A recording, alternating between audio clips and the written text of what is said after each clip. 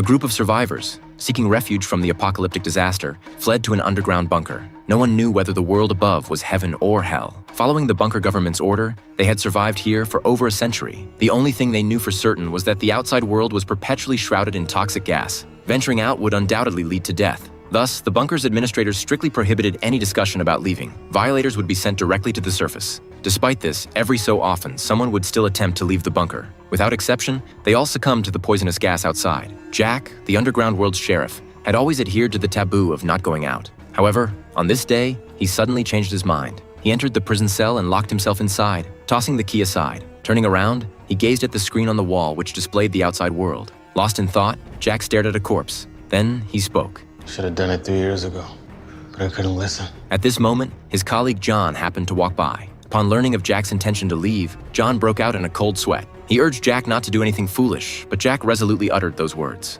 I want to go out.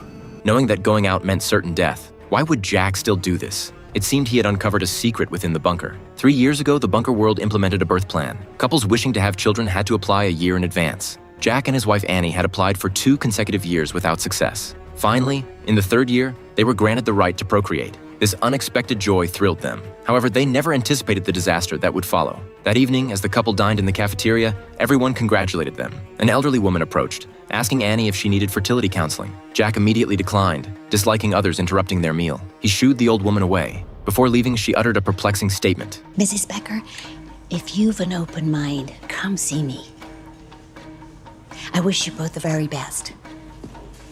Which Jack and his wife brushed off. Later, they visited the infirmary. With the doctor's assistance, Annie's contraceptive device was quickly removed, allowing her to conceive normally. However, there was a time limit for conception. If Annie did not become pregnant within 342 days, her reproductive rights would be revoked. Initially, the couple was confident they would conceive soon, but as days passed, Annie showed no signs of pregnancy, causing them distress. Just the day before, the elderly woman sought out Annie again. This time, she didn't mention fertility counseling, but sincerely invited Annie to visit her home. Annie agreed without much thought. Little did she know that this conversation with the old woman had started the countdown to her life's end.